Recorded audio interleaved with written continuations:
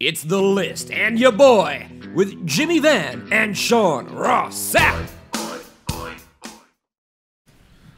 All right, you guys are live. What's up, you guys? Sean Ross Sapp, managing editor of Fightful.com here. It is The List and your boy, number 49. We are inching closer and closer to that year mark. Sean, what did you post on Twitter about 5 minutes ago, you bastard? What did you post on Twitter? An actual quote from you. And what was that?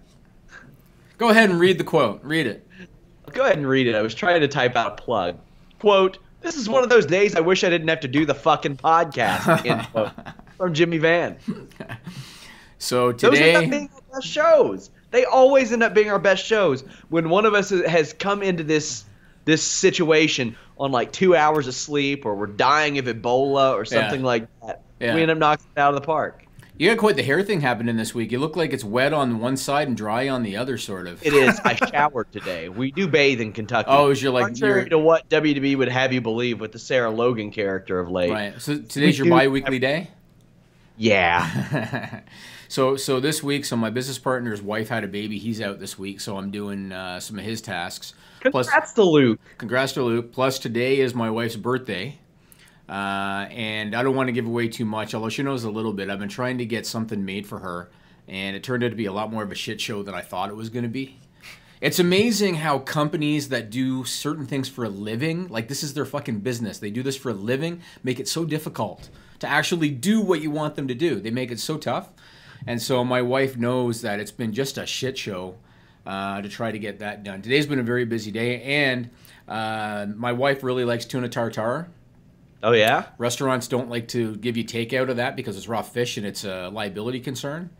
I was able to get a nice restaurant, Chibo, you know it. Yeah. I was able to get them to get me tuna tartare that I could then take home to my wife, who's taking care of her kids because she loves tuna tartare.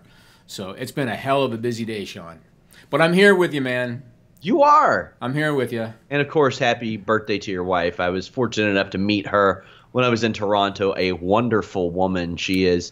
She is, and you know what? I'll be the first to say that she is sometimes underappreciated and overworked. And being a mom is very hard. Let me tell you, it's very hard. And so I wish you happy birthday. And I don't say it enough because it's I guess it's just not my way, but I love you. You know, your kids love you. So happy birthday. I hope you enjoyed the tuna tartare. Actually, I got a text from her saying how amazing it was, so I know she did. But there you go. Tuna tartare. Man, I didn't even know what a tartare was until a few years ago when Diego Sanchez vomited repeatedly before his fight. Because of that? Really? Because he ate beef tartare like hours before he fought. Oh, that's not smart at all. Brilliant idea, right? So have you ever had tuna tartare, Sean? No, I've never had anything tartare. Okay, so have you? I'm sure you have, Nigel. Tuna tartare? Yeah. No. Beef, yeah. Okay, so it's basically raw tuna, right? And they dice it up, and there's a place up the street, they make it with avocado. It's spectacular. Really, really good. And my wife likes it, but she doesn't get out of the house a lot because of the two kids. So I went and got her tuna tartare, which it's really, really good. I want to tell you a story today, Sean. I'm enjoying my giant jug of water, Jimmy. What happened to the Monster Energy drinks? I just drank one earlier. I can't, pound them down. I limit myself no more than 2 a day. I thought you were up to a baker's dozen at this point. Oh, no. I will not drink more than 2 of those a day. I'll have maybe some tea throughout. I do have some tea throughout the day, though. There you go. Well, you know that I am a good Canadian, so I have Old Faithful here with me today. Oh, yeah. Tim Hortons. So I want to tell you a story, Sean. So go ahead. You're tell familiar, them on occasions. Occasionally I like to tell stories. You're familiar with the 80-20 rule? No, 80-20 rule. Yeah. Yeah. Yeah, you know what that means, right? The Pareto principle? It basically means that 20% of your clients are responsible for 80% of your business. That's the 80-20 rule. Okay, no, I was not familiar with that. Okay, it's a business term, and it's pretty accurate most of the time. In Toronto, when it comes to the real estate market, and I'm sure a lot of big cities are like this, New York I'm sure is like this, and LA, wherever, it seems like in big cities like Toronto, the rule is 95-5 when it comes to real estate agents. And what I mean by that is 5% of the real estate agents are responsible for 95% of the business. And because Nigel probably knows, there's like 20,000 real estate agents in Toronto. I believe it. I believe it based on the residential situation I saw there. And, well, most of them are plugs. Like most real estate agents are just plugs, and they're not very good at what they do, and they probably don't make a very good living. So a couple of months ago, about 6 weeks ago, I put my house up on the market. And I live in a decent part of town. It's a decent sized house, and admittedly, it was a decent price tag too. And I had heard that the mortgage rules were changing in Canada, and it was going to make it harder for people to get a mortgage. But I figured, you know what, I live in a nice part of town, and I've seen other places go real quick, so no worries. If I have to sit on the house for 2 months before it sells, I'll do that, right? What I didn't anticipate was that 95th percentile of real estate agent, you know, the plugs of the Toronto real estate market, were going to be a thorn in my side during this process. And have you ever had a house for sale while you were living in it, Sean? No, I've not. Have you ever had a house for sale while you were living in it? Okay, No. So it's a pain in the ass because you got to keep it tidy and staged. You know, you can't be there when there's a viewing. That means with 2 little kids, you got to pack them up, you got to get them out. Then you've gone for an hour, bring them back, get them out for the next one, whatever, right? And what I have discovered was these shitty agents, they don't do their due diligence. They don't assess their clients' needs. They don't figure out what their clients really want. And so we would do these showings, and the feedback we would get was feedback that had they done any research, they would have saved me the hassle, right? Yeah. It's things like, oh, we want a house that's more recently built than 2008. Well, cool. If you had looked at the listing for 5 seconds, you would have seen when it was built, right? Yes. So last Sunday, Sean, let me tell you the story. Last Sunday, we had a couple showings, right? That meant we had to tidy the house, stage the house, pack up the kids, get them out, bring them back, get them out again, right? End of the day comes, I get the feedback from the agent, my agent. The first one no-showed. First one canceled last minute. Oh, that's really good. The second one, get this, Sean. I want to see Nigel's reaction. The second one, Sean, oh, the house has too much crown molding. What? Do you know what crown molding is, Sean? I don't. I'm not fancy enough. Crown molding is a set. Nigel's like shocked by this feedback. Crown molding is essentially a decorative thing. It's kind of a high-end thing. It's a cap that is on the. It's basically on the corners of your house between the wall and the ceiling, where the wall and the ceiling meet, right? Yeah. And it's a decorative cap made of plaster, and it's quite expensive. And usually you see it in like high-end homes, right? Mm-hmm. So I got a piece of feedback saying house had too much crown molding in it. Can you fucking believe that? You know what I told my agent? You know what I told my agent, Sean? Nigel? You know what I told him? I said, so let me confirm. So today we had to tidy the house up. I had to get the kids out and then bring them back a couple hours later, get them out again. And you're telling me one no-showed, the other said too much crown molding. You know what I told my agent? My house is officially off the market. Wow. I'm officially pulling the listing because I'm sick and fucking tired of dealing with these plug agents. Because let me tell you something. Again, 95% of the agents in the city, they don't make a living. Like most of them, they have to do other things and right? Because they're just not very good at what they do. And I'm tired of it. And I told my agent, the house is officially off the market. And once I move into my new place and I'm out of my current place, then I'll put it back on. You're going to move me to Toronto. I knew it. Merry Christmas. Yeah. But it might be the only time I can recall where someone pulled their house off the market because they were tired of dealing with shitty agents not doing their jobs. Not my agent. My agent's really good. It's the buyer's agents that suck shit. And so that's what I did. Yeah, I pulled my house off the market. Too much crown molding, Nigel. Yeah, well, can't have that. Can you believe that?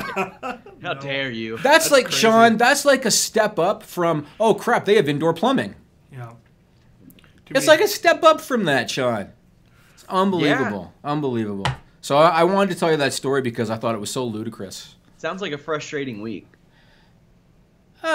You take the good with the bad, Sean, you know? You take the good with the bad, you know? There's good in my life, but then, you know, Wednesdays I got to talk to you. So I kind of try to balance it all out, right? Why would you say something mean like that? Why would you do that, Jimmy? I forgot Sean's sensitive, Nigel. I'm so sensitive. Why would you say something that mean, Jimmy? I apologize. So today I have some wrestling medical stuff to discuss. And I have some wrestling business stuff to discuss. Yes. And I posted on Twitter yesterday, I think it was, about how 2017 was an interesting year for questionable business decisions, which is true, right? There's been a lot of stuff this year, very, very questionable, right? Oh, God, yeah. And it just worked out that way. So I have some updates on some stuff. I want to talk first about Bret Hart. Okay. Today. Nigel, I'm sure you know who Bret the Hitman Hart is. I do, actually. Calgary pro wrestler.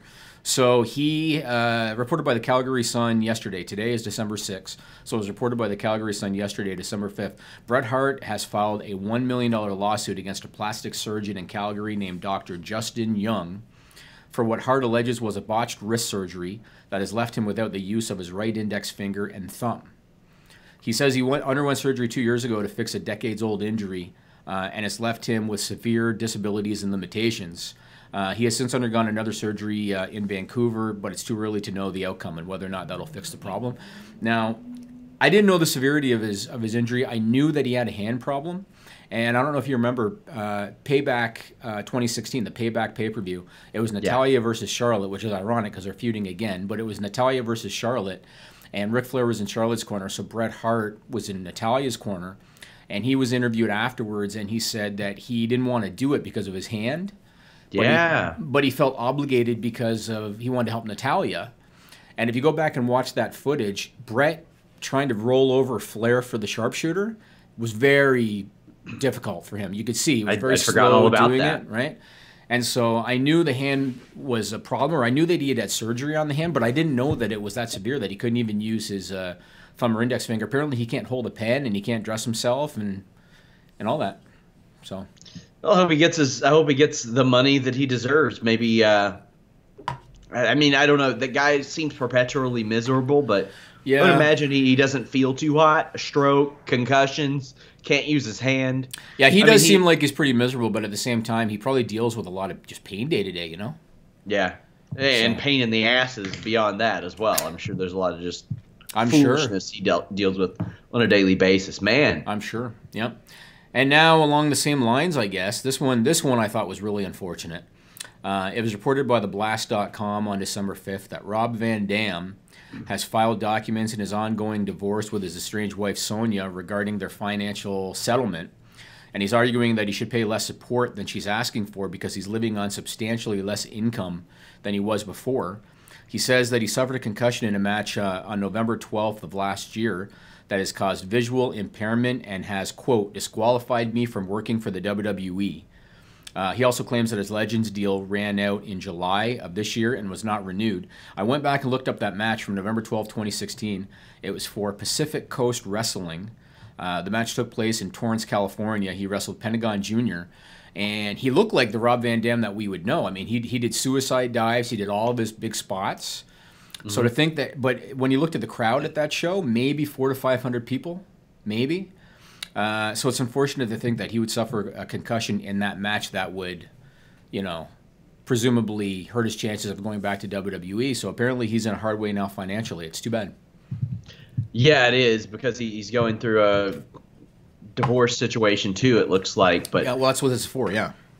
Yeah. Did you listen to what I said, Sean? Like, when I was actually telling that story, were you listening? That because he couldn't work for WWE that he was in a rough financial way. But I mean, that's gonna mess him up too. Yeah, yeah, for sure.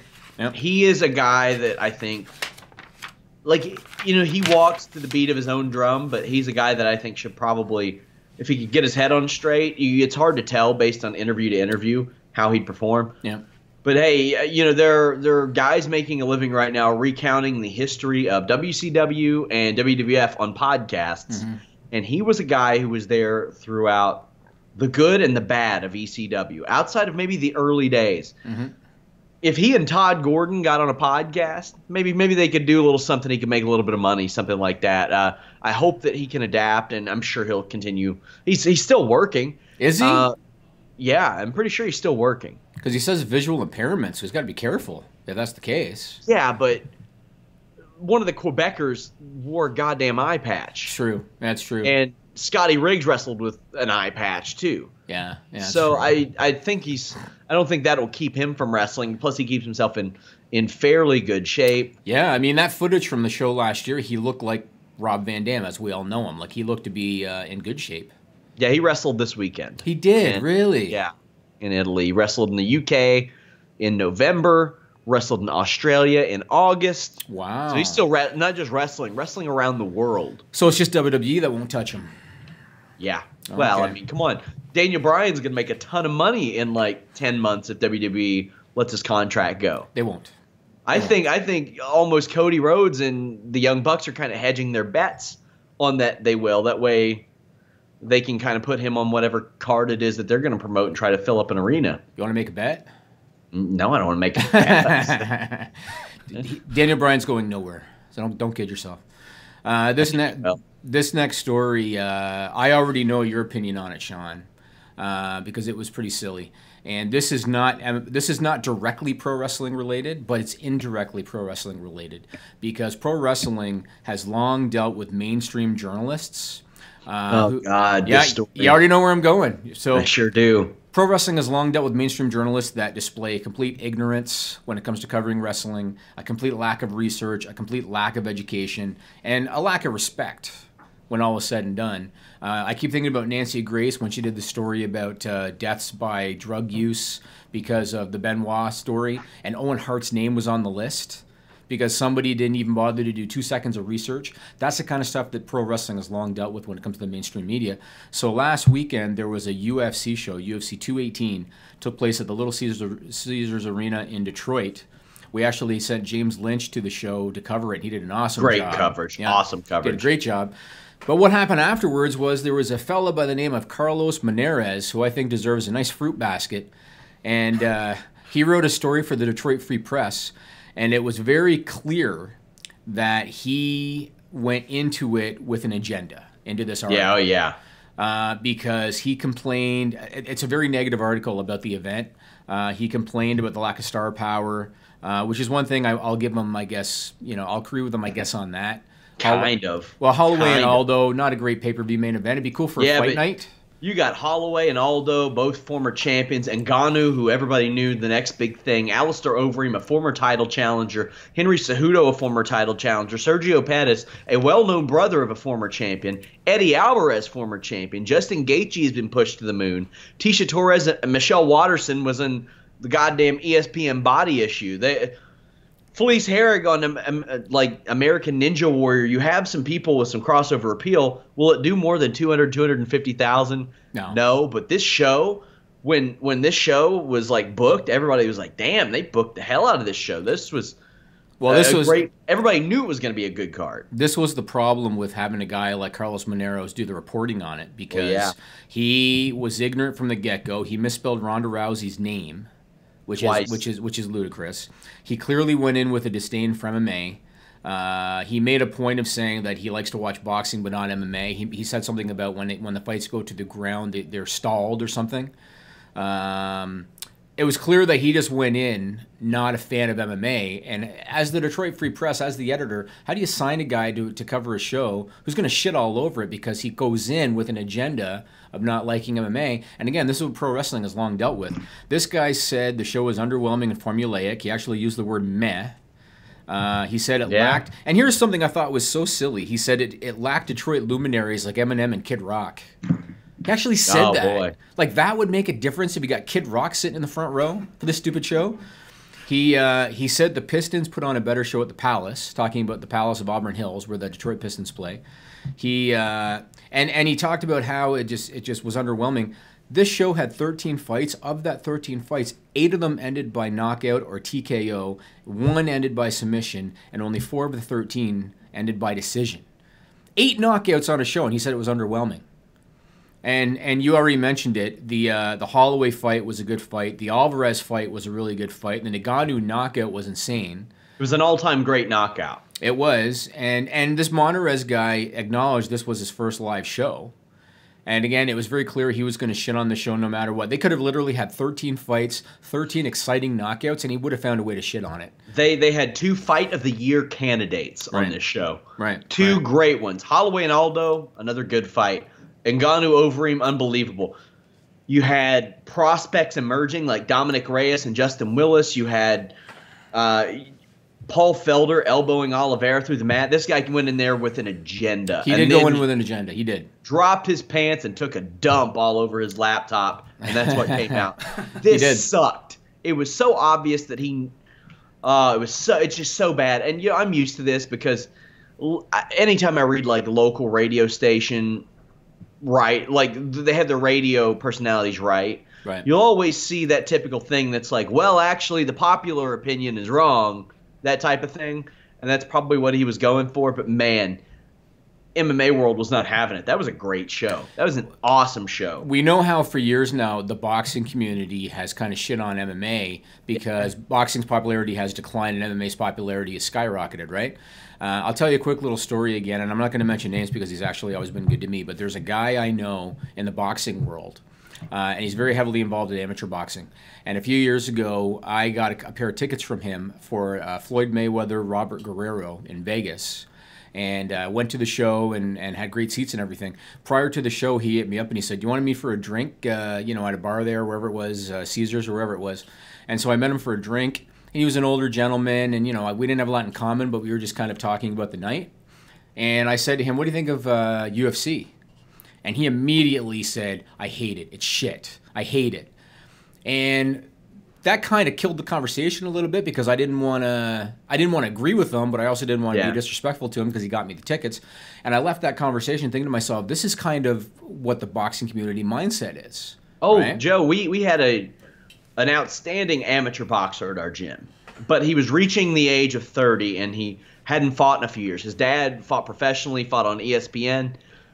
And we would always try to get him to compete in MMA. We're like, listen, you might be too old to make it as a pro boxer. You are not too old to make it as a pro MMA fighter. We would later find out that he had an extensive karate background, which helps with kicks. He wrestled in high school.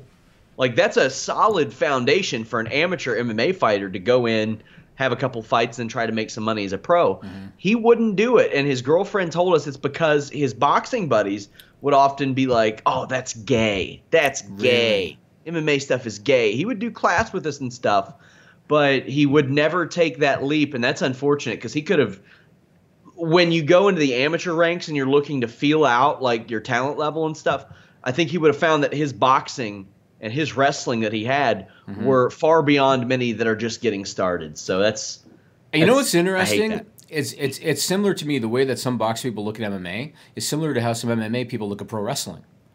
Yep. Because we've seen some, not all, but some. Because we've seen it with Fightful, where yes, there is a lot of crossover, but at the same time, we've struggled to get the MMA audience because a lot of hardcore MMA fans absolutely despise pro wrestling, and even though we have great MMA content, they see a wrestling story and it turns them off. Sometimes. I would go as far as to say we had the best UFC 218 content of anybody. Like, me and Pat Fannin were there the night of UFC 218, just as soon as James Lynch was firing in those videos, getting the articles, putting them up, all throughout the week, media day, open workouts. That was awesome.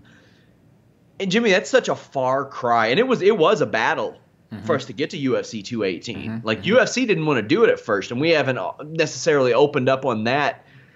But it was not easy. And then I look at WWE situation, and I'm like, man, they wouldn't give us any play if we wanted to. Like, it's so different. Like, they tiptoe that line. I made this long thread about it on Twitter, like, how odd it is to deal with WWE, and how, like, if something negative happens, boy, they're firing up your inbox. They're letting you know about it. But if you need to know anything about a story, boy, it's a ghost town in your inbox from WWE. It's such a weird one-sided thing. And I had a conversation with somebody from WWE about one of my tweets last week. And they had kind of said, like, well, I thought we had a good working relationship. Tweets like that might ruin it. And I said to the person, ruin what? All the comments that you all don't give us on shit that we ask for?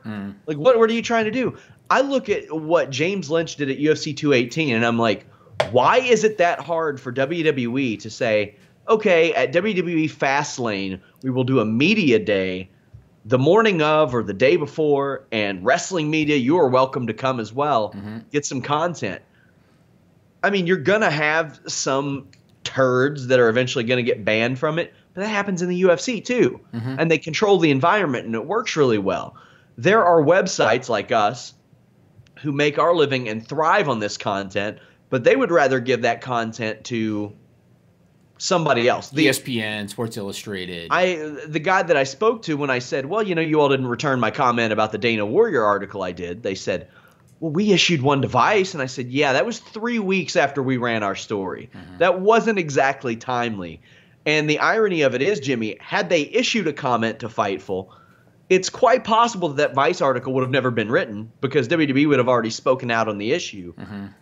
And it's just such a weird dynamic and environment. And that conversation that I had last week kind of kicked off that thread that I have up on my Twitter right now. But I look at that and I'm like, is it that, or is wrestling media that bad? No, because I've covered politics, I've covered sports, I've covered entertainment. Mm-hmm. There are hacks in every form of them. Sure, I think, I mean, obviously WWE is full of paranoia. I mean, Vince McMahon and Stephanie and Hunter, they're very paranoid. They want to control everything right down to social media in WWE. And I think a lot of it is, let's say something goes on behind the scenes, like, you know, the whole Shane McMahon, Stephanie McMahon thing from, I think it was the Vice.com article that came out. I think that they're concerned about that you're going to have Stephanie someplace being interviewed and someone's going to ask her about something like that and put her on the spot, and she doesn't want to deal with that. And I think that kind of thing kills it all, because they just avoid it entirely because they don't want to deal with it, right? And I think that's bad because, as I mentioned in that thread, you're gonna, like, if you give Paige an interview, somebody's gonna ask about the leaks. Absolutely, it's gonna happen. For sure, it will happen.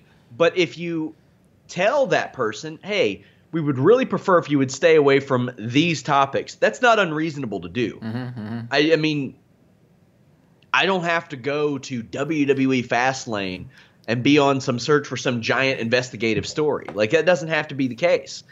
You can just go there for content.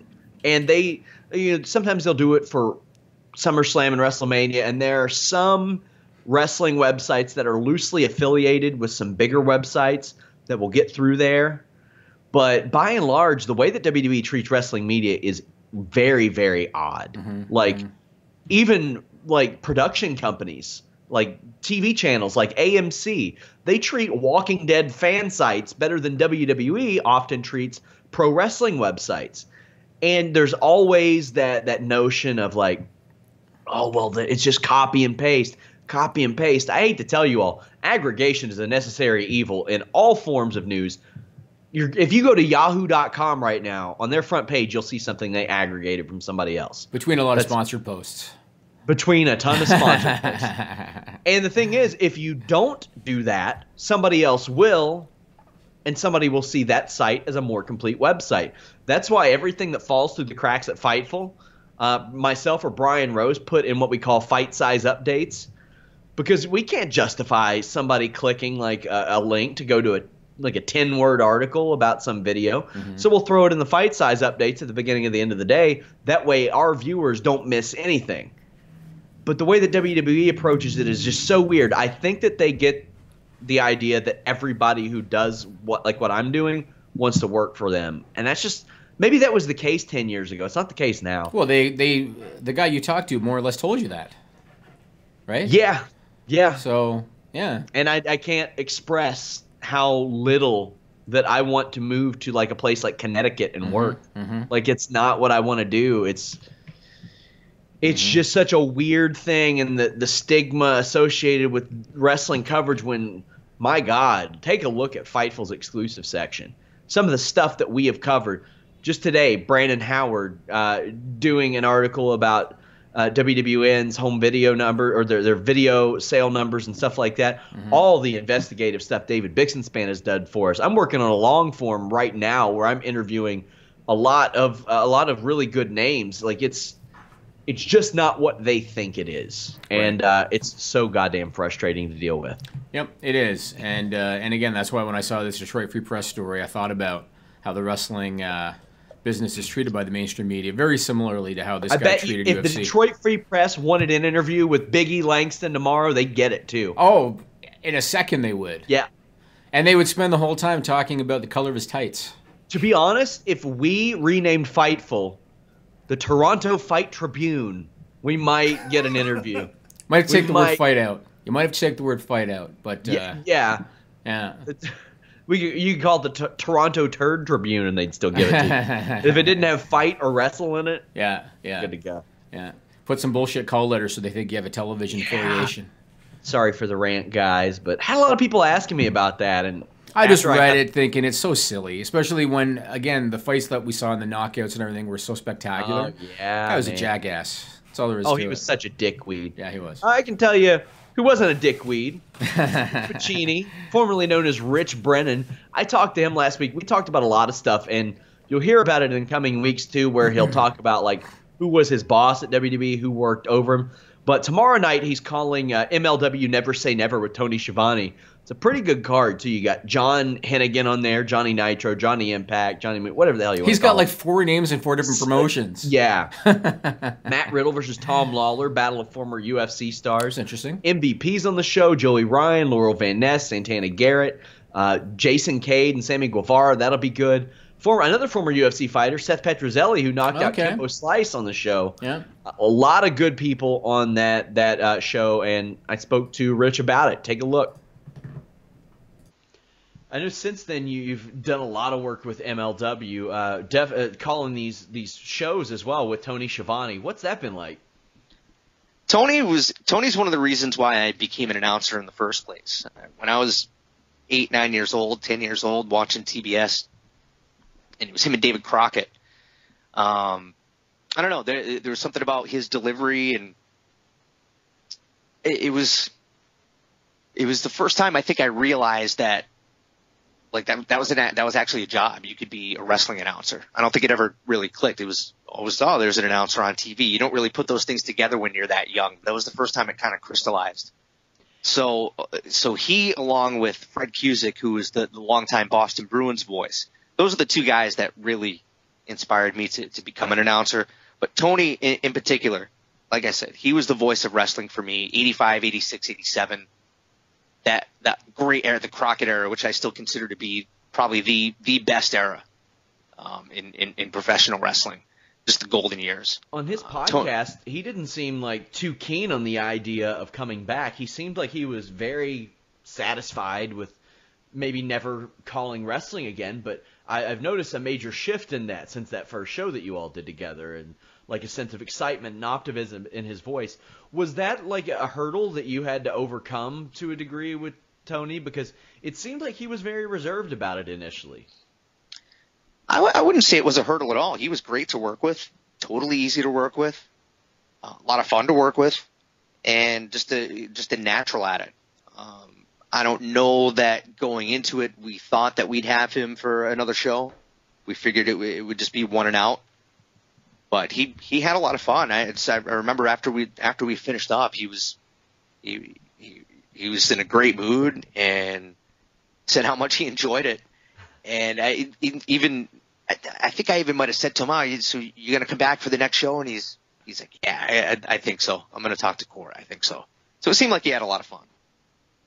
So you all have this MLW Never Say Never show coming up next week, and there's just so many people on the show. There's John Hennigan, there's Fightful, former Fightful.com podcaster Matt Riddle. You got Joey Ryan, Santana Garrett, Laurel Van Ness. Like they're just like name after name after name.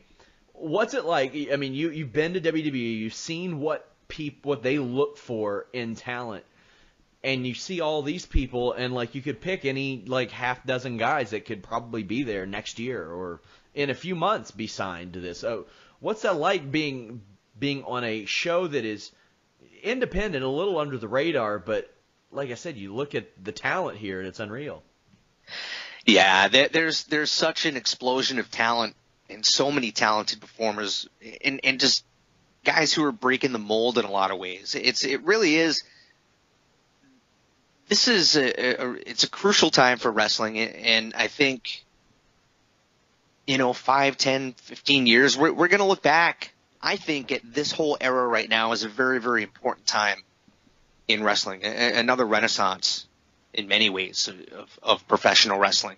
And it's because you're kind of seeing this resurgence of smaller promotions and more localized promotions, even in some ways.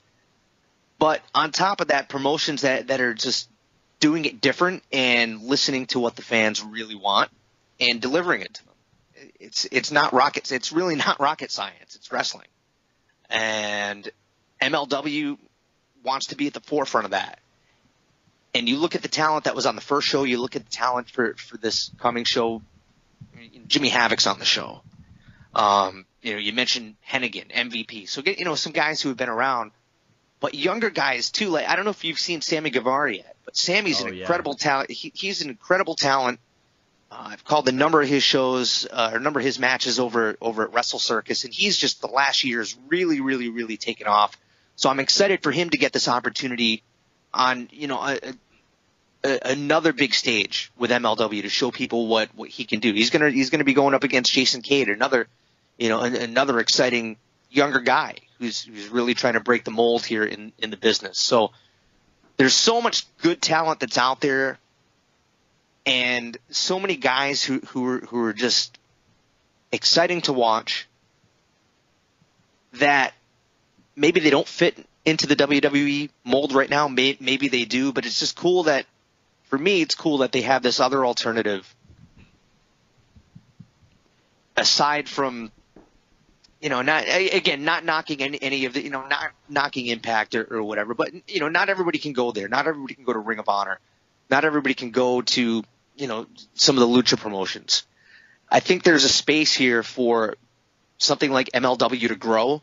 But on top of that, I think that helps, again, some of the more localized promotions. Like you have Defy out in Seattle, and AIW, and some of these other promotions that are big within their cities as well. I think MLW can maybe take the cream of the crop from those promotions and put them on an even bigger stage, and I just think it helps everybody. All right, you guys are back. Rich Brennan, now known as Rich Pacini. I had somebody ask me what half dozen people I thought could get signed by WWE off the show that I mentioned. Hennigan could end up back there, and then Riddle, Santana Garrett, Laurel Van Ness, Sammy Guevara, and Mike Pero. I could see them all getting signed by WWE. Recently engaged Mike Pero. Congratulations to him. But yeah, this is going to be a show, MLW Never Say Never. Definitely check it out tomorrow night, guys. Looks really good. And Laurel Van Ness, once out of Impact. I think she's already isn't she? No, she's got the championship. They won't let her go until she drops it, and then I think they're going to let her go. I thought she asked for a release, though, right? Yeah. Yeah, okay. I thought asked for her release the night that she won the championship. Yeah. And they still gave it to her, and yeah. I'd imagine they'll write her to losing in the Impact Zone next month. Which the thing is, they don't have to do that. They could book her, well, if she has an open date anytime over the next couple weeks, just go film her losing it somewhere, because they've done that with their show. They've shown indie programming on their show, which I think is actually a fair idea. Why not? If you can get it and it's lower cost, do it, because whatever you were doing before wasn't working. Well, I imagine that they don't get a lot of it because they want 10% of the booking. That's part of their new contracts. And that makes me want to bring up Matt Sydal. Yeah. Because and we're going to get to Impact and some of the questionable decisions that Impact has made. This one, I guess I give him kudos for it. But so we've heard a lot of stories about indie promoters and how shady indie promoters can be. And this is a story about a performer who seems to have pulled a shady move. Matt Sydal, everybody remembers him as Evan Bourne in WWE. He's in Impact now. And last weekend, he was scheduled to do a show for British Championship Wrestling in Scotland. BCW says that they paid him $1,200 up front as a deposit towards his guarantee. He missed the show. Now, I should note, we've only heard the promoter's side because Sydal has not commented. But given what Impact did, I tend to believe them in this situation. So he missed the show. BCW says that he told them he missed his flight due to traffic, which is already inexcusable. Then he told BCW, book me on a new flight, which they didn't want to do. Completely understandable. Especially from the U.S. to Scotland, that would have killed whatever they were going to make off of him. Then he refused to give the money back, saying that he spent it, according to BCW. And he said, "I'll tell you what, book me on a future show, and you can put my guarantee or my deposit towards my booking on a future show." And BCW said, "No thanks, don't want to do business with you again. We want our money back." Impact Wrestling stepped up because, again, the Impact Wrestling contract calls for them to get 10% of the booking when they book guys out. And so Impact Wrestling paid back BCW that deposit. And that's what happened. And I want to mention it again because a lot of promoters get a bad rap, and rightfully so oftentimes. But this is a situation which I thought Matt Sydal, I'm not impressed by how he handled it. Me either. So, and I'll tell you a quick Jim Neidhart story. Similar Jim Neidhart story. So I brought him in one time. I brought him in a lot of times, but there was one time where he wanted a deposit. Normally he didn't. One show he wanted a deposit, so I gave him a couple $100 up front. He comes to the show, he does his match, I give him his envelope. He comes up to me and he was almost trying to be intimidating, you know, Jim Neidhart. Gets kind of in my face. He goes, "Jimmy, you're 200 short." And I look at him and I go, "Jim, I gave you a deposit." And it's almost like light bulb went off on his head. And he's like, if you could try to picture Jim Neidhart. Jim Neidhart's like, "Oh my God, Jimmy, I'm so sorry." Like that. And that's what he said. But yeah, this Sydal thing, I wanted to mention it because missing a flight to Scotland due to traffic is pretty weak. Spending the deposit is pretty weak. So, it is. And it would not shock me to see Impact's pivot. I can't see them after the turn of the year giving any more like contracts, long-term contracts out. They'll probably have to switch to a situation where their contracts are, you get paid this much per TV taping, and as long as you're contracted, you can't go to like WWE or something. Well, let's talk about All Impact Wrestling. They've been kind of the whipping boys of this podcast, and rightfully so. A couple stories about them that came out. One of them, I would say it's mind-boggling, which is a term I use a lot for Impact Wrestling, but I'm so used to, I guess, ridiculousness of Impact Wrestling that it doesn't surprise me.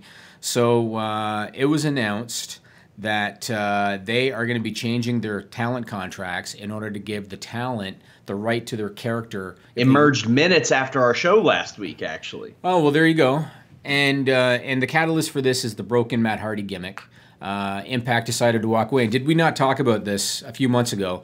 And I told you, if I'm Vince McMahon, I'm using the character and I'm telling Impact, sue me, because I know they don't have the funds. And that's what I said I would do, right? The person that I spoke to right after about it, I said, "What changed?" And they said that Matt Hardy and Vincent Kennedy McMahon told Impact to fuck off. That's what I said, Nigel. That is the direct quote I was given. And that's what I said. I said, if I'm Vince McMahon, I'm telling them to go fuck themselves because they don't have the funds. Now, I don't know. This part is my speculation, but if I'm Matt Hardy, like, I'm upset that my brother's hurt, but hey, if that's what it took to get this, right. All right, Jeff, you're gonna make plenty of money, probably off of this as well. So oh yeah, he will. Just take a bit off. I've said this before. Not only does it get his brother paid, but it gets his wife paid, gets his father-in-law paid, gets his son paid. Okay, like, if I'm WWE, I'm telling Rebby to stay home. Yeah, but I mean, it doesn't matter. She is a pain in the ass, and I'd be telling her to stay home. Well, it doesn't matter. She's going to get paid. Like, you don't think she's going to have a presence WrestleMania weekend somewhere? So long as it's not, as long as it's not on WWE programming. Yeah, she's a pain in the ass. She'll be somewhere with her kid while he pins Disco Inferno or something. Maybe. Again. I want to read the quote from Ed Nordholm. So and of course, we've talked about this before. He gave this quote to Justin Barrasso of Sports Illustrated because that's who they like to deal with. So this statement came on November 29th, and this is the quote. "We've seen the character development," referring to broken Matt Hardy. "We'll be interested to see where they take the concept. Our new talent agreements all incorporate language that allow talent to continue to use their Impact persona after they leave the company. We're working with our legal team to amend our existing agreements to extend this to all of our current and former talent." Are you out of your fucking mind? That you would do that, not just to existing contracts, but future. Are you freaking crazy that you would do that? The only thing I can possibly think of, Sean, aside from the fact that they have no business sense at all and they have no common sense at all, is they're doing it because it's a way to keep guys under contract. That's the only thing I can think of. They're doing it as a way to keep guys with the company, and maybe at a discount. Maybe they're looking like, you know what, maybe a guy like EC3, maybe we can grab him for another year. Maybe we can get Moose for another year. Maybe they'll take a discount because we'll let them keep the persona. I'd be shocked if they could keep EC3. And as I look up and down this roster, Jimmy, and I've mentioned this many times, 30 people, at least 30 people have left this company this year. Mm-hmm. That's insane. There has never been a roster turnover like that, ever, that I can remember in any company, period. Well, can you believe that they're going to let these guys continue to use the Impact persona? So that's nonsense that they would allow that. So let's talk about that. How many, really, people on that roster will that even matter for? Well, maybe not right now, but you never know. EC3's maybe EC3, Rosemary, maybe Eli Drake, maybe. So do you think? So are you saying that Impact then doesn't see value in the personas, which is why they don't care? These days, yeah. Because things could change. You never know, right? Laurel Van Ness leaves. More people know her as Chelsea Green. More people watch Tough Enough in 2015 than watch Impact right now. Like fair. That's probably 4 fair. or 5 times as many people Yeah, watched maybe. Tough Enough back then. So you're saying that they're acknowledging their own failures by saying, the personas don't mean shit. I think it's their way. Okay, I'll put it like this, Jimmy. A few years ago, I worked for a website called Cage Passion Media. It was a very regional. It was basically used as a promotional tool for a regional MMA promotion. Yeah. And they let me take control of that as I was establishing myself to really like give me a platform to do whatever I wanted. We rebranded it Cage Passion Sports, and I could cover anything that I wanted. And what they did to me, they were like, okay, we will give you a third of this. And I'm like, the website doesn't draw a dime right now. I see what you're doing. It's a nice gesture. But the guy even jokingly said, what I am offering you is 1/3 of nothing. And that's kind of what Impact is doing. Do you think that, like, hell, I don't even know a lot of people that are getting new names. Like Falaba, he is that when he wrestles for Monster Factory. Congo Kong, same thing. Like Petey Williams has always been Petey Williams. Like there aren't a lot of people. Like can Caleb Conley keep playing Suicide? I don't know. So let me say this, and this is a poor example, but I'm going to use it anyway. So as you know, James Lynch went to Detroit for us, right? And he got a bunch of interviews for Fightful.com. And James didn't do this on purpose. He initially uploaded the YouTube videos to his own YouTube account instead of the Fightful account. I immediately texted James and I said, moving forward, you're moving them all to the Fightful YouTube account because I'm paying you to be there. So they're all going onto the Fightful account and not your account. And James, to his credit, said, apologize, didn't mean it, and he moved them all over. To me, that's kind of sort of the same thing. Impact is still spending money on production. They're spending money on television. I don't care if they're getting 250,000 viewers or 250 million viewers. They're funding this production, and they're giving these guys the ability to get themselves over. I would never, if I'm the head of an entertainment entity, and again, I don't care if I'm doing 250,000 viewers or 250 million viewers, if I'm the head of that entertainment entity, I'm spending on production, I'm giving you a payoff, I'm putting you in a hotel and paying for your flight, that's my character.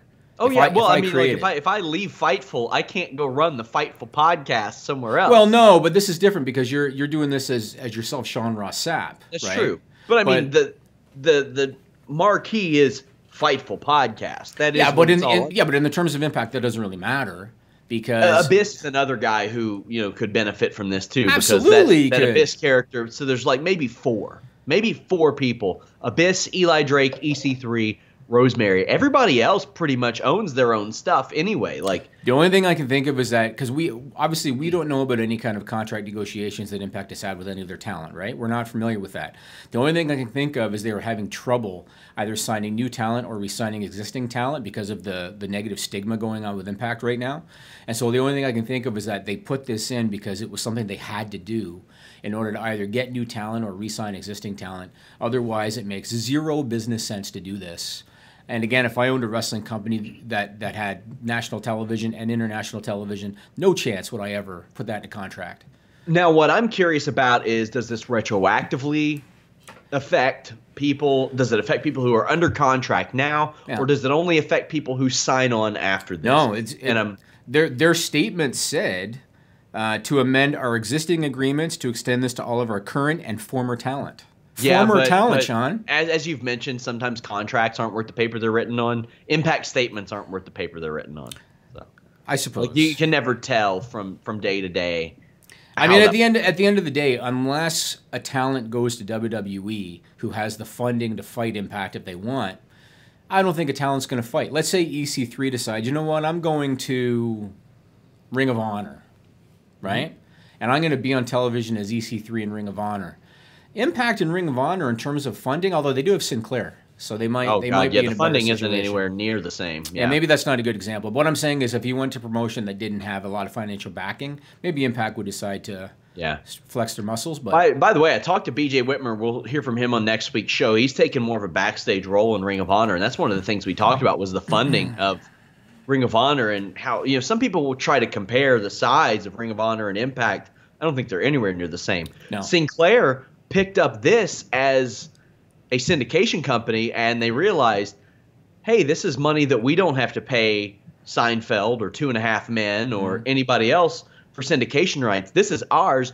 Not only that, Jimmy, they're getting rights fees from other places like Destination America a couple of years ago and like Comet and stuff like that. Like I made a joke to BJ that Ring of Honor is on like 7 channels right now because they're on a bunch and they're online, but they're trying their best to get as much coverage as possible.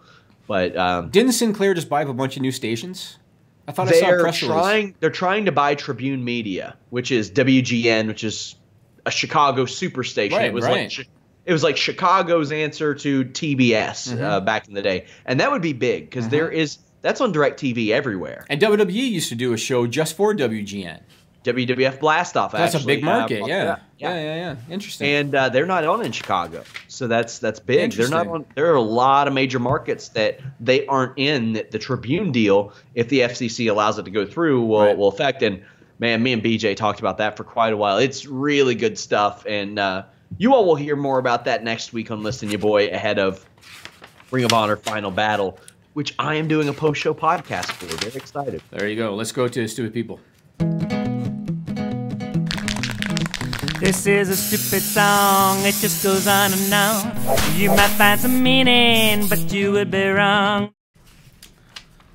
Okay. Man, I've got so much stuff this week, Sean. I don't know if we're going to be able to get to it. No, I mean just in general, like news, wrestling news. I don't even know if I'm going to be able to get to everything. So once again, I have to do this for not just the video people, but also for our audio listeners. Nigel, who's our credit for the stupid song? Trevor Strong. How haven't you got him to come perform it yet? He's from the area. He's from Kingston, Ontario, which is close to my hometown. I could probably get him to do something. I don't even know if he's aware that we have lifted the song, but I could probably. Because I've seen people post on his YouTube that they found it through Fightful, so yeah, he probably knows. But yeah, maybe I'll hit him up. So what do I say every week when I do this, Sean? I say every week, finding stories for this segment is too easy, Sean. I figured you were going to start off with, in 2002, a 16-year-old from Kentucky watched the first 15 minutes of Harry Potter, thinking it was in some weird nerd wizard language. Yeah. Would later go on to recount the story on an episode of the Listen Ya Boy podcast. That was pretty stupid. My reaction. Yeah, it was pretty stupid. The best part was when you said, how am I supposed to know it's French? I don't live in Canada, because that's the only place where they speak French, Nigel. Of course. I've never met a French-speaking person in Kentucky now, much less 15 years ago. I bet there's at least one. I'm sure there's one, but they don't live here. So let's get to these, man. So this first one, this was reported by WNYT, NBC 13 out of Albany, New York on December 1st. Oh, you know they're getting WWE interviews. Yeah, I'm sure they are. I'm sure they are. People are sweethearts, man. So 51-year-old John, it's either Gomez or Gomes, from Cohoes, New York, started a fire in a steel drum in his backyard because he wanted to bend metal to mold it into a sword. The problem was he failed to realize that winds at the time were gusting up to 30 miles an hour. Oh, jeez. The fire ended up spreading out over 3 city blocks. It caused damage to 20 buildings. Three buildings along the city's main downtown business district were destroyed. Isn't it unbelievable? Because he wanted to make a sword. And the Cohoes mayor, a guy by the name of Sean Morse, calls it the biggest tragedy he's seen in the city's history. I just want to say that town is completely just that's got to be like Pleasantville, USA. If that's the worst thing that's ever happened to your city, first off. But think about it. 3 city blocks, man. 3 city blocks, Sean. Yeah, 3 city blocks, sure. Like at some point he's like, you know what? My senses, they're just gonna take a fucking vacation. Yeah. I'll just take complete leave of my senses for a little while. So he has been charged with 4th-degree arson, which is a felony, and first-degree reckless endangerment, which is also a felony. And he's currently in jail on $15,000 bail. Damn, that's unfortunate because you can tell he's dumb as shit. Yeah, he wanted to make a sword. Stupid. Isn't it amazing? The best thing that could have happened is that he got a sword out of it. Yeah. Like, that's the best case That scenario. was the positive outcome out of the situation. Yeah, it was that he got a sword. And do you really want this fucker Yeah. swinging a sword around Exactly. in, where is it? In Cohoes, New York.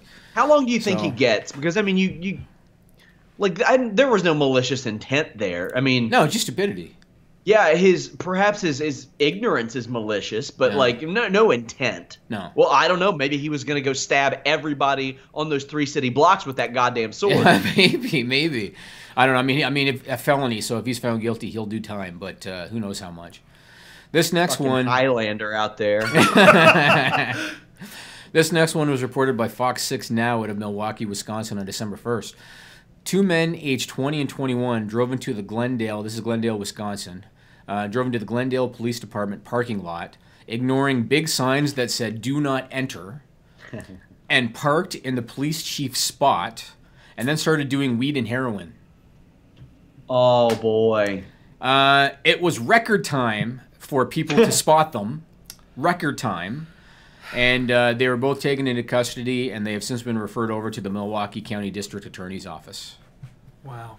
What if we can get Alex? People to get are an interview just with him? people are. It's every week, man. People. They're in Milwaukee, yeah. Yeah, they're in Milwaukee. We can get Alex to get an interview with them or something. Now this last one, Sean. If I was going to have a file called the Sean Ross Sapp file, Oh yeah. full of stories that I got just for you, this would be in there. Oh, this is going to be Alright. about a wiener or turds or something. Oh, he's on. See, he's on. So this was reported. Maybe a wiener-shaped turd. Oh, maybe. Maybe if you zoom in on the surveillance video, Sean. Hot damn. So this was reported by KCRA NBC3 out of Sacramento, California on November 30th. A female driver contracted by Amazon.com. Apparently in some towns, Amazon actually contracts delivery services to do deliveries. In Toronto, because it's a big market, they have drop-off zones in Toronto where you can go pick stuff up. But in some towns, they hire out delivery services because they have so much stuff going out. So a female driver contracted by Amazon.com was out making deliveries using a U-Haul van in a Sacramento County neighborhood when she decided to pull over on a quiet street, walk around to the passenger side of the van, open the passenger side door, stand inside the passenger side door, squat, and take a shit. She then pulled up her pants, closed that door, ran back around to the driver's side, got in, and took off. That's what she did. The person living at the house that she parked in front of, his name is Nemi Bautista, got the whole thing on surveillance, called Amazon. This part is actually probably better than what she did. So he called Amazon. A supervisor from the delivery company showed up in his personal vehicle, completely unequipped to deal with the situation, saw the shit laying on the street, decided to just take a plastic bag, kind of like when you're scooping up your dog's poop, took a plastic bag inside out, picked it up, tied it up, put it in the garbage, and Amazon gave Bautista a gift card for his trouble, and they released a statement to KCRA, and this is the statement. Quote, "This does not reflect the high standards we have for delivery service providers." Which is good to know. So our factory workers, Yeah. they eat shit all the time. Yeah, I'm glad to know that it doesn't reflect their high standards. This individual is no longer delivering Amazon packages and we're in direct communication with the customer. Unquote. Okay, first off, There you go. wipe her ass. So I saw the footage and now she was behind the door, but no, I don't believe so. No. So let me get this straight. She parked, she opened the door, and then she like used it to kind of shield herself. That's right. Okay, I've done that pissing before, but Would you take a shit in front of a house on the street, Sean? not outdoors at all. I gotta say, This was Jimmy, midday, Sean. That's duty. That's what she did, man. That's what she did. So I thought of that, and I mean, thought of you. I want to switch gears and go back to Impact and talk about this press release because I know one of these individuals a little bit, so I found this interesting. So Impact announced via press release on December 5 that they have hired Scott D'Amore and Don Callis as executive vice presidents, and they're going to join Ed Nornholm as part of a 3-member executive committee with the overall responsibility of developing the creative direction of the company, as well as managing the execution of the company's business plan. And PW Insider reports that John Gabarick is out. He was doing creative and talent relations. And Dutch Mantell is out as well. He was doing creative.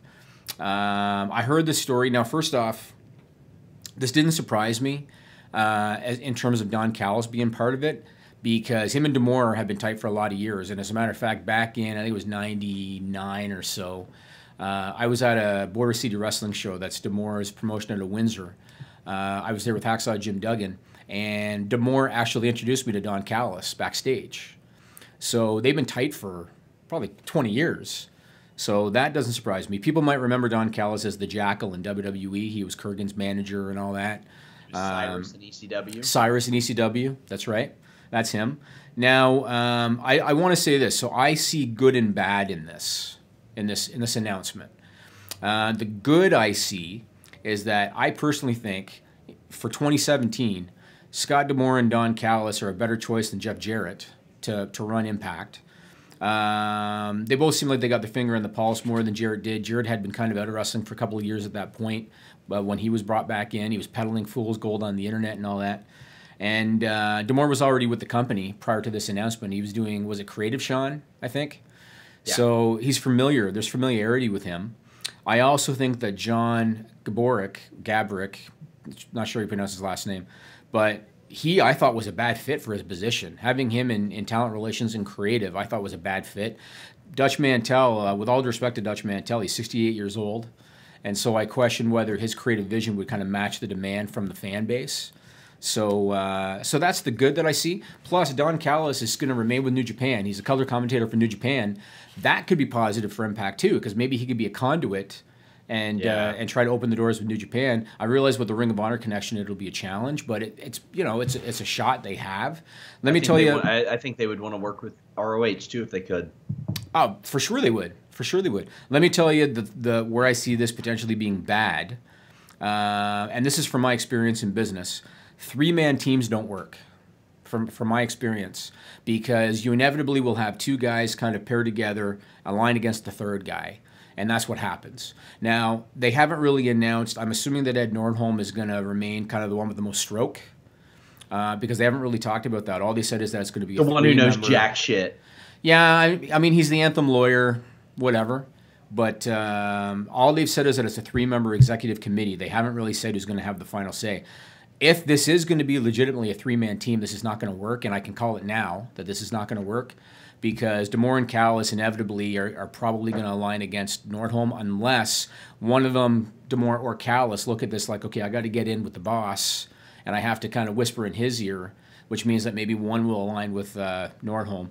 But that is what it won't surprise me if 6 months down the road we find out that this didn't work, because 3-man teams just typically don't work. So we'll see what happens. I like the idea of it. I envision Impact being run like an independent promotion that has TV and like completely. It is an independent promotion. That's what it is. Yes, it is. But I expect it to be run like that as well. It's not run like that. And I think that Scott D'Amore knows how to do that very, very well. So I'm looking forward to seeing if he makes any changes. There are going to be a lot of people. But there already are, but a lot of people that we see only for one set of tapings, then we never see them on Impact again. That's right. Which and because they only tape quarterly, that means I can still get a good 3-month run out of it, right? Yeah. It's almost going to be like a territory, because the territory used to bring a guy in for like a few months and then have him, move along. It could be like that, where you're going to see fresh faces every 3 months, like a territory.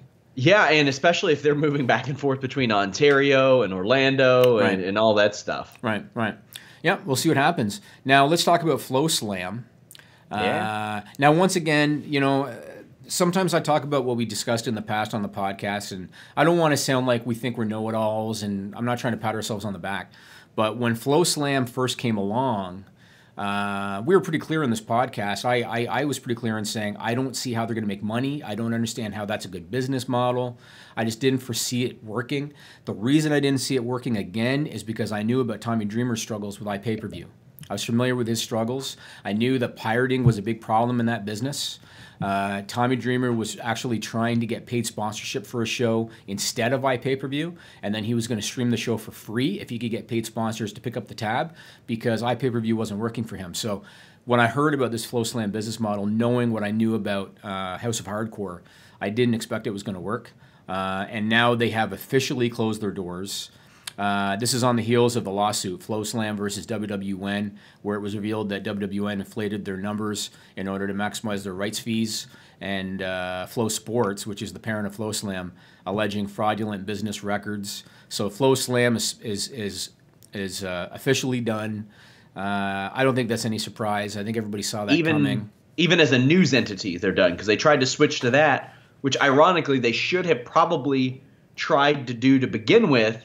Because as I mentioned, how wrestling websites like us, WWE kind of pushes back. WWE had invested in their parent company, so I'm sure it wouldn't have been that hard for them to gain some access. Now, at the risk of, I'm not going to violate any NDAs that I might be under, but I was aware of what several of those people at FloSlam were getting paid.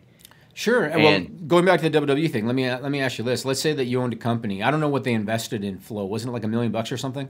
Yeah. So let's say that you are the owner of a company. You invest $1 million in this thing. This thing is driving zero profits. Would you then want to? How willing would you be then to give them access to your talent for news when they have taken your $1 million investment and given you back nothing?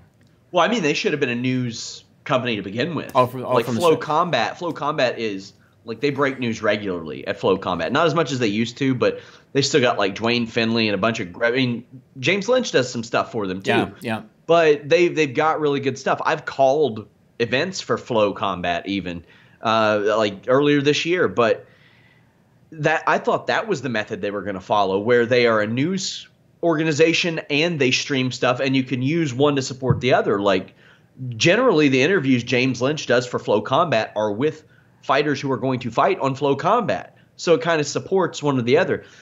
Like I said, I don't want to violate anything that I verbally agreed to. I didn't sign anything, but I know what some of the people at FloSlam were getting paid. And when I heard that, in my mind, I thought, that ain't going to work. I mean, again, when you no disrespect to the guys that were running the show there. A lot of talented people there, too. Yeah, but as an executive there, when you basically don't have the business acumen to do your due diligence, you cut a rights fees deal with WWN, and you essentially believe the numbers they give you and give them a rights fees contract based on the inflated numbers they give you as opposed to doing your due diligence, you deserve what you get. Yeah. I mean, let's be honest. Even the littlest thing in my company, Sean, like right now I'm filing suit against a client that owes us some money, right? Even in a situation like that, I do my due diligence first. I make sure that my lawyer doesn't have a conflict of interest with the company, because it could turn into a breach.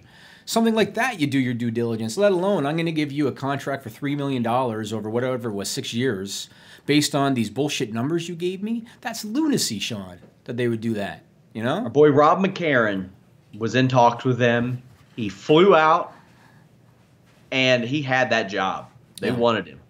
And it was a very, very good paying job. I'll say that much. And I knew that before he had interviewed for it. And he said, thanks, but no thanks. Yeah. He did his due diligence. Yep, that's what you should be doing. And they didn't, and now that's where they're at. So good for them. Kind of like Impact with Ottawa. Yeah, no due diligence. Somebody says, I'm sorry, but where's money coming from for Impact? It's coming from Anthem, which is owned by the Fight Network. That's right. Who are firing a bunch of employees to make room for it. So keeping on with some business-related news, this one's interesting. So WWE has announced that they're going to be holding 3 special live events in January under the 205 Live brand. It's going to be very interesting. This is an experiment because they want to gauge interest as to whether the brand could be a viable touring entity. That's why they're doing this little experiment. They booked 3 venues. One is going to be Friday, January 19 at the Ryan Center in Kingston, Rhode Island. Saturday, January 20 at the Lowell Auditorium in Lowell, Massachusetts. And Sunday, January 21 at the Mid-Hudson Civic Center in Poughkeepsie, New York. I looked up all 3 venues. Now, Mid-Hudson Civic Center I was familiar with because WWE's booked it before, TNA's booked it before. But I looked up all 3 of these venues. The Ryan Center can hold 8,000 for basketball and about 6,300 for concerts. The Lowell Auditorium is about 2,800 seats, and the Mid-Hudson Civic Center holds about 3,000 people. My personal opinion, now I realize over the last 2 weeks on Raw, they've noticeably ramped things up with the cruiserweights. They booked 2 4-way matches. They gave them plenty of time to showcase their skills in those matches. I think they're doing that intentionally because they're trying to build the brand up for these live events. I think it's going to be a hard sell. My personal opinion. I think that the brand has been beaten down for too long. I think it's been treated like a sideshow act for too long. And I think that expecting that people are going to come out to see just those performers, with Enzo probably the main eventer, tough. I think it's going to be a very tough sell. But they're going to give it a shot because you don't know unless you try. They're going to give it a shot. I think very tough sell. Yeah, a lot of people will know the Mid-Hudson Civic Center as like the site of, I think, 24 Raws, early Raws, like in 94, 95. Right. And I know ECW ran there, TNA ran there, as you mentioned. GFW did Amped there at one point, but NXT didn't do great there, from what I understand. Jeff and I seem to think that this is almost a self-fulfilling prophecy type of thing for Vince. Like, see? Didn't work. Yeah, right. That's, you know what? That's actually, that could be the case. And it sounds ridiculous. It sounds ridiculous. Like if I were to tell my mom that the guy running the company wants to prove that something's not going to work, yep, she'd be like, that doesn't make sense. And I would say, you're goddamn right, it doesn't. Yep. It really is true that so many things are done just for shits and giggles in that company. Yeah. And it's so like Kurt Angle himself. I saw an interview with Kurt Angle a week or two ago talking about the Jason Jordan thing, and he said when I heard about it, I thought it was a rib. You know, it's almost like they put him in that thing just to make fun of him, just to poke fun at him. It's so unbelievable. Let's move on and talk about good old Konnan, because this is going to be interesting. K-Dog. Yeah, this is. I'm curious what's going to happen with this one. So the Crash promotion in Mexico, which is where Konnan was working as the booker. And you notice that I said was working as the booker. They announced on their Facebook page on December 4th that Konnan will no longer be working with the promotion. They claimed it had to do with him not being able to comply with the Crash Lucha Libre Code of Ethics, which is something that they said they do not tolerate. And this brings up a couple of questions. Question number one, what's going to happen with Konnan and Impact? Because Impact is affiliated with Crash and Konnan was the conduit between Impact and Crash. Number two, Era Lucha, which is a brilliant idea and it's going to make a ton of money. They're doing their first taping this Sunday, December 10th, in the Lucha Libre capital of the world, Nashville, Tennessee. And Konnan is the booker for Era Lucha, and the card on Sunday is primarily Crash talent. So what's going to happen? If they do another taping, are they going to be done with Crash talent? Are they going to just be booked independently? I think there won't be another taping, so it's not going to matter. But interesting turn of events there, man. Have you heard any more about what exactly Konnan did? Apparently he was mistreating people?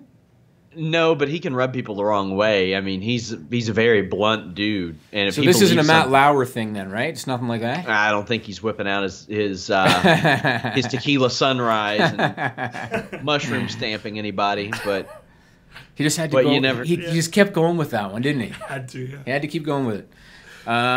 Moving on. Me free reign. I mean, I'm allowed to say what I want. So. Well, this is true. I do give you free reign.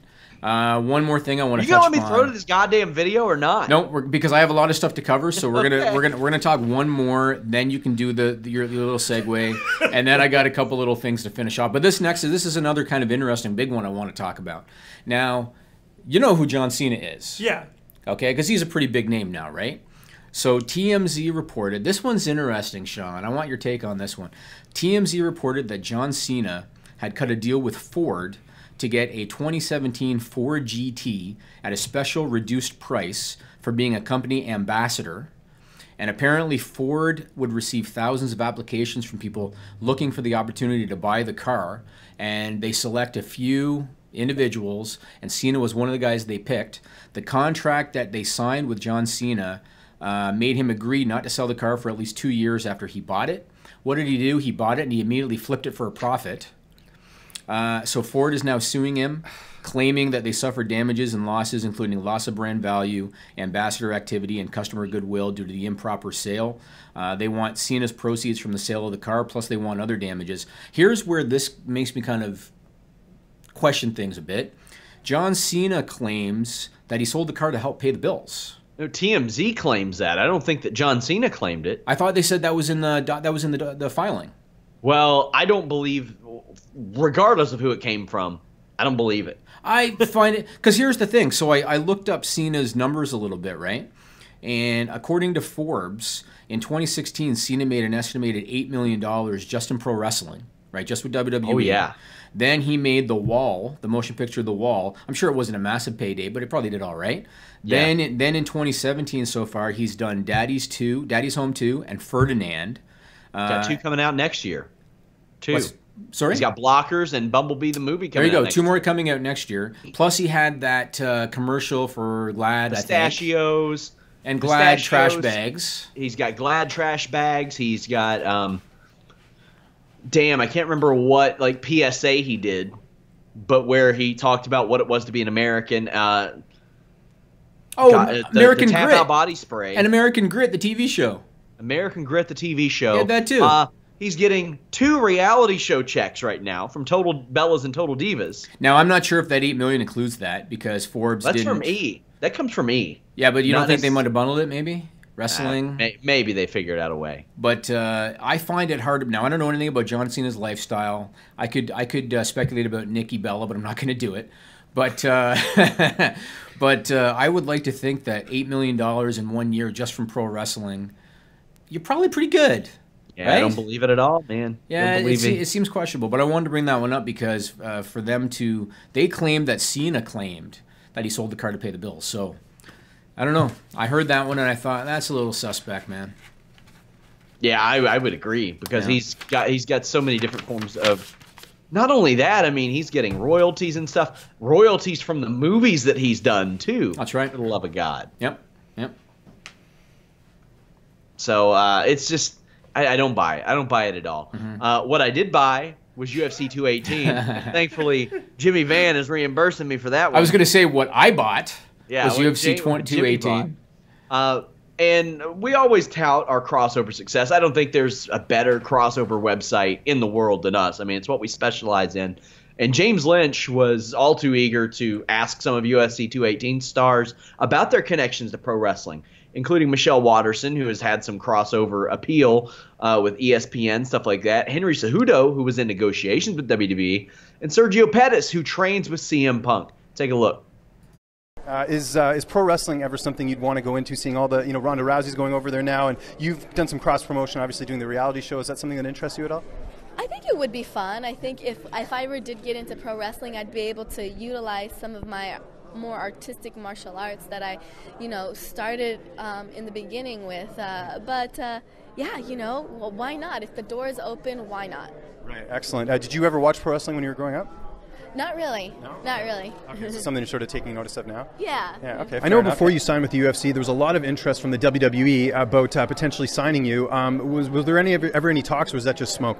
No, there was. Yeah. There was, and I had talked to one of the agents from there. They're gonna fly me out to Orlando to do a trial and whatnot, because he had liked me. He's like, hey, this kid's charisma, he's athletic. I said, because I told him, dude, I can do anything that Rey Mysterio could do. Yeah. Just give me the proper coaching, and you'll be seeing me doing triple backflips, and I'm a pretty fearless human being. And it was between kind of doing that or fighting, but fighting was always on my mind. But it was a thing that I was like, maybe, man, depending on the pay. Yeah. But I just decided at the end, man, I'd rather fight, man. I'm more of a fighter than an actor. Were you a pro wrestling fan growing up? Yeah, I was. Okay. Who are some of your favorites? I mean, you mentioned Rey Mysterio. Was he someone that you were watching? Yeah, Rey Mysterio, Bret the Hitman Hart. Nice. That, brownie points for me because I'm from Canada, right? Yeah, he's great. Yeah, the whole Owen family. The British Bulldog, which wasn't British, right? It was Canadian. Yes, exactly, yeah. The Ultimate Warrior. Do you still watch wrestling at all? Do you still keep up with it? No, I don't, man. Now I don't know. It seems like I don't know if it's because I've gotten older, but it's not the same. It's just not the same, man. Yeah, no, I agree. Attitude Era was my thing, personally. I loved watching it back then. So do you think we'll ever see you in the wrestling ring in the future? Not in the near future. You got a title shot to worry about, but I don't know, man. I don't think so. Maybe someday if they ask me to do an appearance, maybe. But nah, man. I think that lifestyle is hard, man. They travel with grip. I want to have kids, man. I want to be around my family in the near future. So I doubt it now. Best of luck in the fight on Saturday. Yeah, thank you. And I know he's a bit bigger, but do you train at all with CM Punk at all? I know he's in the gym here and there. Yeah, mostly I don't train with CM Punk. He's a lot bigger than me. I stay with the little guys, and I don't need to hurt myself working with bigger guys. So But he is training. He's been there. He's been putting in that work. I don't know if he has something in the works yet, but he's been training.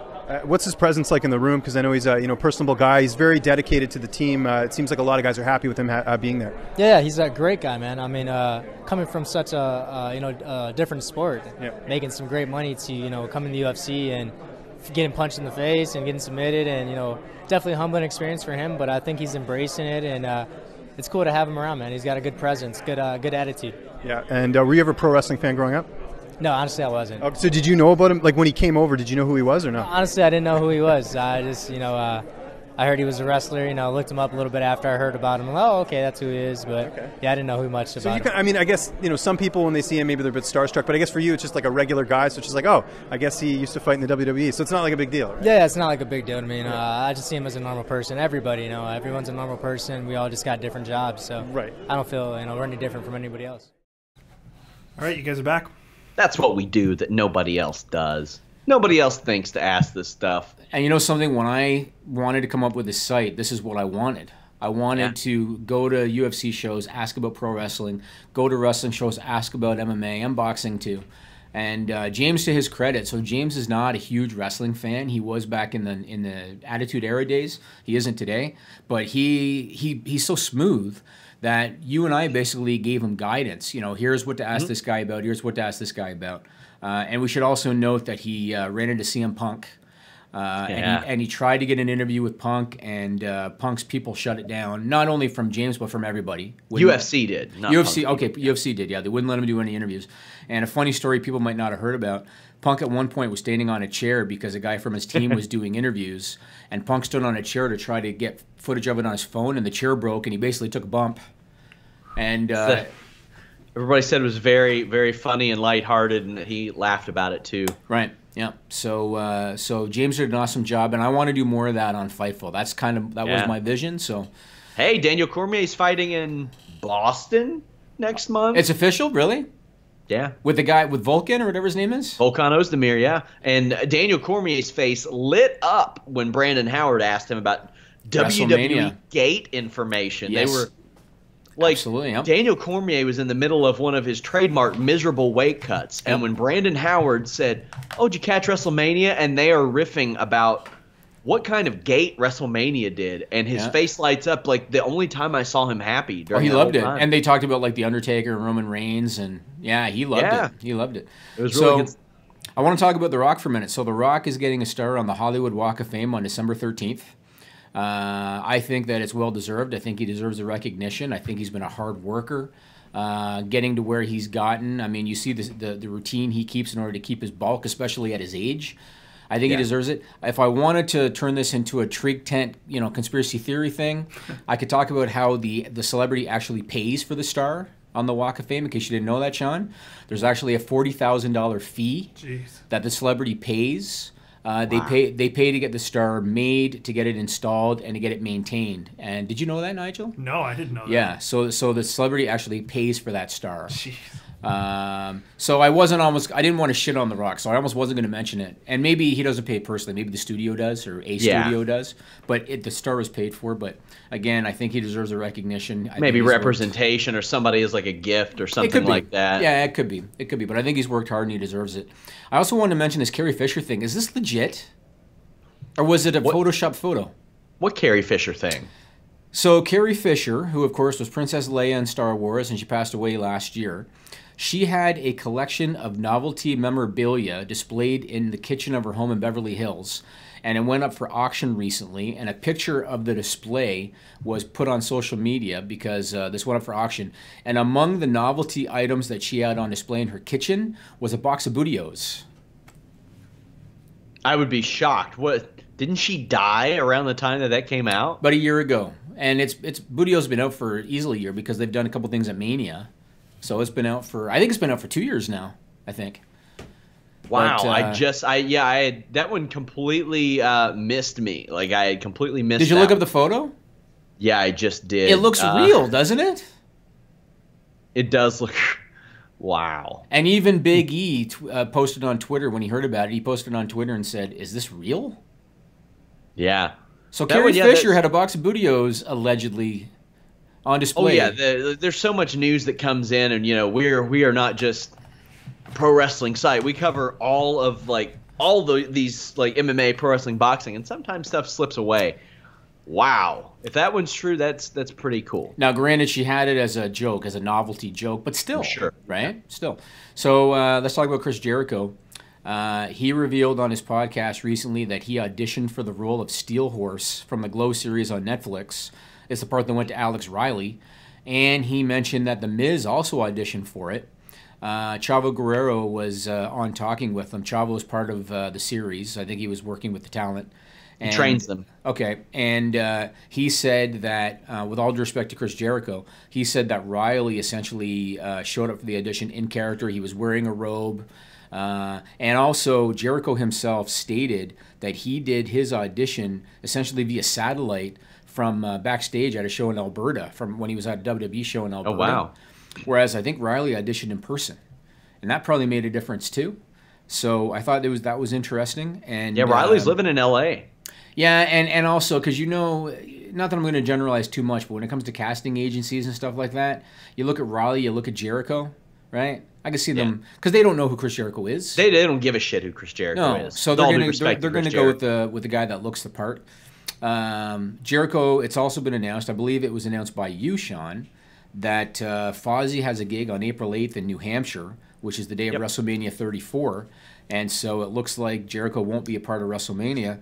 Mania's in New Orleans.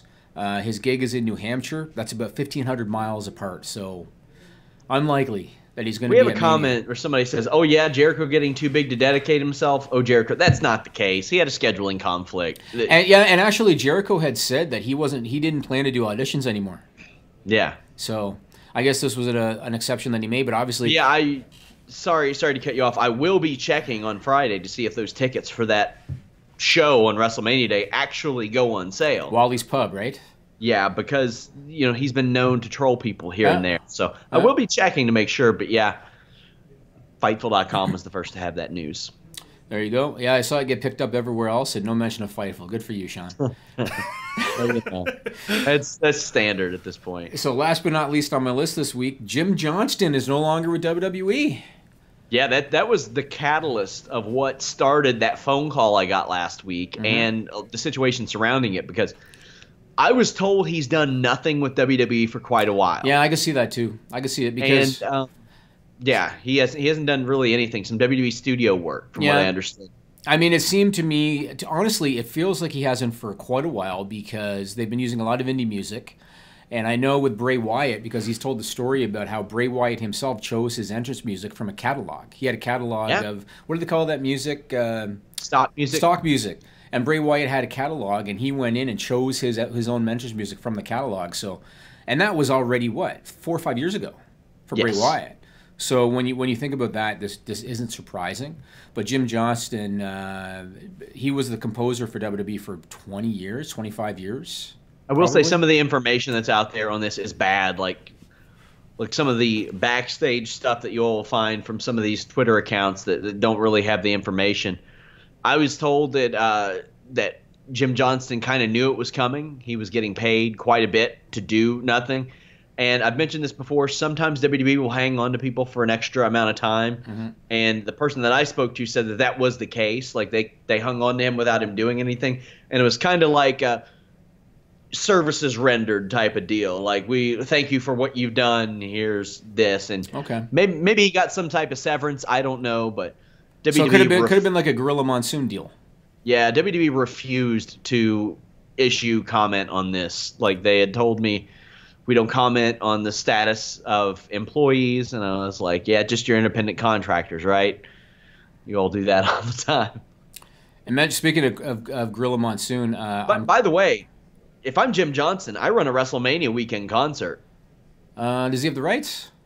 Do you have to have the rights to perform songs? Oh, yeah. Oh, yeah. Really? So how do bands perform cover songs? That's kind of different, because they'll do a regular show of their stuff, and then they'll throw in one cover. And oftentimes they'll do it. If you do an entire show of songs you don't know the rights to, profiting off of that, good luck. So how about tribute bands? There are tribute bands that do that. I think they get the rights. God damn. Yeah.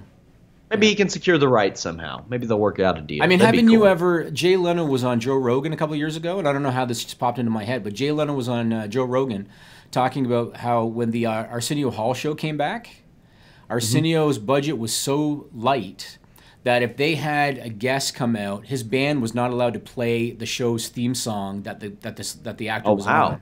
Yeah, they didn't have the rights to even do that because the budget was so light. Well, I can't believe WWE never had him do it for Access anyway. Yeah. No, you're right. You're right. Because imagine he could have stood there taking requests and just did it on the guitar. People would have ate that shit up. They would have loved it. Oh, they yeah. would have loved it. Yeah. But whatever, he did an awesome job. I mean, even songs that you might not think about, like Gangrel's Entrance Music, which I thought was an awesome song. And Which oddly enough, what was that, Power Pro Wrestling or something that aired on Pop TV actually before Impact got on there? They were using that on their TV. And they were using like a lot of shit they were not allowed without permission, to use. I'm sure. Without permission. Yeah, oh yeah, which is remarkable to me that they were able to get away with that. I think sometimes WWE picks and chooses. You know, because do they even have? It's one thing if you get a judgment, can you collect on the judgment? Yeah, right? that's very true. Yeah, so that's it for my list, man. What else you got going on this week, Jimmy? What do I got going on this week? Reno-related stuff. Oh, taking my kid to see Santa tomorrow. My two kids. Oh, snap. Taking them to see Santa tomorrow. That's going to be fun. Dealing with renovations at the house. Lots of good stuff, Sean. Nice. And trying to run this little company that I have here, too. Trying to do that as well. That's kind of important. Where you have Virgil cardboard cutouts with Macho Man masks on them. That's right. This is a very professional environment. Have you? So is the contest done or anything for this? For this Ric Flair? I think we're going to extend it. We didn't have as many entrants as I wanted. We're going to extend it a little bit. Okay. Because I'll announce it next week. You could do another one surrounding Jim Johnston. Maybe give away this defining moments Ric Flair right here. And you could do something about Jim Johnston. Maybe somebody picks their favorite song. Yeah, I think that's a good idea. I think we'll probably start that next week. There you go. Guys, make sure you all visit Fightful.com. We got tons of stuff this weekend. Our wrap-up show for UFC Fresno. It's not that big of a show, but we are going to do it on Sunday. Got a lot going on this weekend between UFC Fresno and Invicta as well. And then next weekend, we have just a big wrestling weekend. Clash of Champions. Ring of Honor final battle. Ring of Honor is at that stage where I think it's kind of right for us to start doing post shows. So I'll be on that, doing that. This weekend I'm going to the Festival of Lights, Jimmy. For a split second, I thought Festival of Friendship was going to come out of your mouth on that. That would be much more fun to me. Much more fun to me. And I'm watching The Disaster Artist this Friday. Have you seen the previews for that? Yes, I have. Franco, right? Yeah, very excited. Yes. I drive all the way to Lexington. None of our 30 local theaters are showing it. So you know, Franco is one of those guys I respect because he doesn't take himself too seriously.